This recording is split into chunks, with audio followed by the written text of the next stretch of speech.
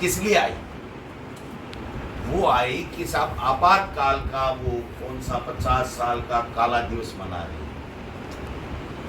राजतंत्र के लोग लोकतंत्र क्या होना चाहिए ये सिखाने के लिए दिया कुमारी जी यहाँ आई। मैं उनका भी यहाँ का विधायक होने के नाते सीकर का उनका स्वागत करता हूँ।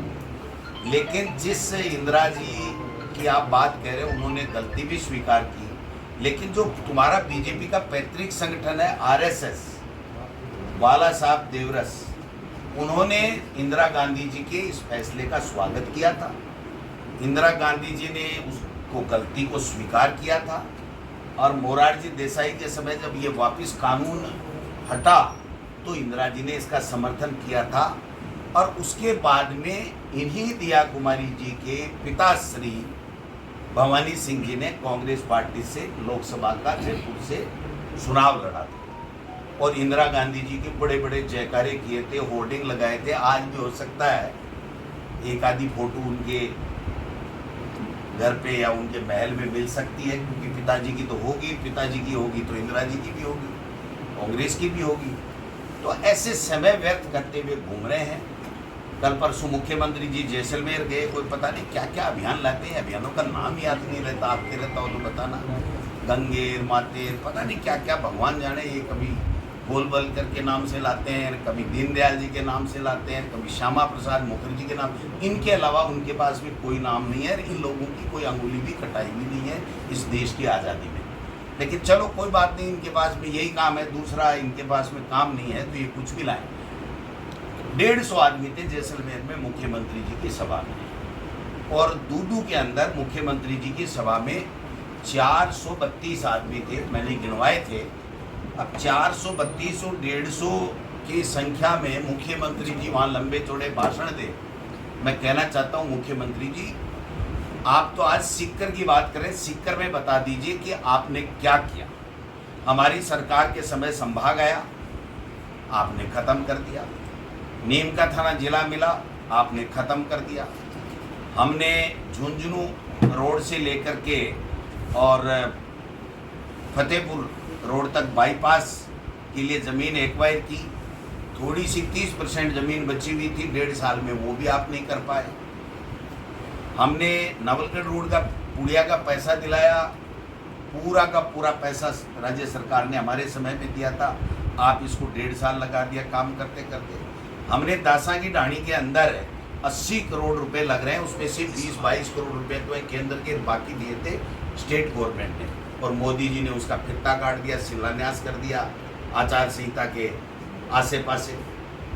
ये सारा का सारा हमारा किया हुआ। मिनी सेक्रेटरीट बन रहा है, ये कांग्रेस के समय में मिनी सेक्रेटरीट कोर्ट बनकर के तैयार हो गया, और आप वकीलों का 50 करोड़ रुपए उनके अभिभाषक संघ के जो चैम्बर्स हैं लॉयर्स के, उनके लिए 1 रुपया 1.5 साल में 150 बार तो मैंने कह दिया, वकीलों ने कह दिया, वो पैसा आप दे नहीं पा रहे हो। यही यूडीएच मंत्री जी थे जो बार बार ये कह के जाते थे कि मैं पहले अर्बलाइज लिमिट बढ़ाऊंगा और उसके बाद के अंदर जो है वो इसको नगर निगम बनाऊंगा। ये नगर पालिका नहीं बना दे सीकर को, ये ध्यान रखने वाली बात है, क्योंकि इनकी गति बहुत तेज है। क्योंकि खर्रा साहब की एक खासियत है कि 2025 में जीते हैं तो 1947 से स्टार्ट होते हैं और 1967 आते आते उनका भाषण समाप्त हो जाता है, क्योंकि समय भी हर चीज़ का होता है। तो मैं मंत्री जी आप लोगों से आग्रह करना चाहता हूँ, दिया कुमारी जी, आपके पास PWD है, उप मुख्यमंत्री हो, ये जो रामोकाबाद से लेकर के और फतेहपुर तक जो रोड का पैसा सैंक्शन है, आज की तारीख तक उसकी प्रशासनिक स्वीकृति जारी नहीं हुई। आज तक उसका ज़मीनों का अधिग्रहण का कार्य पूरा नहीं हुआ। आप किस मुँह से सीकर में आके रोजाना बिस्किट चाय पी के जाते हो, बिस्किट खा के जाते हो? आप एक काम तो बताओ, एक यहाँ प्रभारी मंत्री हैं, आपने देखा कभी? 104-5 किलो का मैं हूँ, हो सकता है 10-5 ज़्यादा हूँ। कभी कोई कलेक्ट्रेट में मीटिंग लेते देखा, कोई बात करते देखा, कोई चर्चा करते देखा? ये 350 करोड़ का प्रोजेक्ट हम नानी का पानी का ये कर देंगे, वो कर देंगे, कर दिया।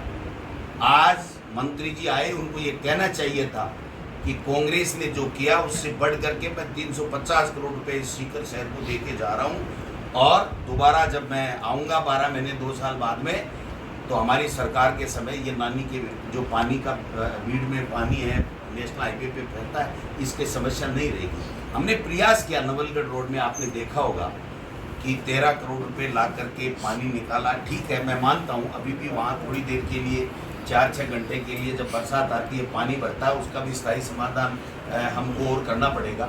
और नगर परिषद ने जिस प्रकार से 5 साल में इस नगर का विकास किया, आप आए हो तो 100-250 करोड़ रुपए दे करके जाते हैं, ऐसे किसी बहन बेटी के जाते हैं तब भी 150 रुपए दे करके आते हैं, हमारी परंपरा रही है। तो एक मंत्री यहाँ आए और कुछ भी नहीं दे करके जाए, और ये खाली ये कह करके जाए कि कांग्रेस में ऐसा हो गया, वो भूमाफिया का राज चल रहा था। भूमाफिया का राज तो मंत्री जी आपके यहाँ चल रहा है। मैं कहना चाहता हूँ कि इस 1.5 साल में आपके लोगों ने यहाँ पर जो तांडव नृत्य इस जमीनों के अंदर गलत काम करके मचाया है, उसकी अगर आप जांच कराओ, आप में जरा भी हिम्मत है, अगर हम में से कोई निकलेगा तो दोषी निकलेंगे तो हम जेल जाएंगे, हमें कोई तकलीफ नहीं है 1 इंच भी। लेकिन आप कराओ तो सही, खाली ये सस्पेंस क्रिएट करना, उन लोगों ने कौन जमीन के धंधे करता था, कौन नहीं करता था, जिसमें दम है वो सभी धंधे करते हैं, कोई न कोई करता ही होगा। आप नहीं करते हो, आपकी मर्जी की बात है। सवाल ये है कि धंधा कोई भी करना किसी के लिए बुरा नहीं है। अगर गलत धंधा करता है और आपकी डबल इंजन की आप कह रहे हो सरकार है, और उन गलत धंधे वालों को नहीं पकड़ करके उनको सजा नहीं दिलाती है, तो फिर आपका कोई कहना मायना नहीं रखता है। व्यर्थ में थूक बिलोई करने से कोई फायदा नहीं है। इसलिए मंत्री जी से मैं आग्रह करना चाहता हूं कि इसको 30 दिन की जन सुनवाई के बाद में ऐसे ही 19 महीने इसको फाइनल करने में मत लगा देना, मेरा तो यही आग्रह है। और कोई गरीब इस 1.5 साल के देरी के कारण से कोई गरीब लूटना नहीं चाहिए, बर्बाद नहीं होना चाहिए, उसके साथ में अन्याय नहीं होना चाहिए। ये सुनिश्चित हमारी सरकार को और हमारे मंत्री जी को करना चाहिए। और दिया जी को मैं इतना ही आग्रह करूंगा कि आप मुख्यमंत्री हैं, आपका बड़ा नाम है, बड़ा कद है। इस दिल्ली वाले चक्कर में, पर्ची चेंज के चक्कर में तो आप घूमो मत, और सीकर में आओ बार बार। यहाँ कोई सड़कों का पैसा दो, कोई पुल का पैसा दो, कोई और कोई करो, ये काम करो तब तो समझ में आता है। आपातकाल की बातें करते और आपातकाल का कानून हटने के बाद में आपके पिताश्री ने यहाँ से चुनाव लड़ लिया और कांग्रेस से चुनाव लड़ लिया जयपुर से, और उसके बाद में आपको पर्ची पकड़ा दी कि आपको सीकर जाना है और आपातकाल के ऊपर बोलना है। मैं समझता हूँ कि ये परंपराएं ठीक नहीं है। जनता के लिए, लोकतंत्र में जनता माई बाप है, प्रजातंत्र में जनता माई बाप है, उसकी सुविधा के लिए जो भी सरकार बनती है उसको जितना अपना प्रयास होना चाहिए वो कर करके जनता को देना चाहिए।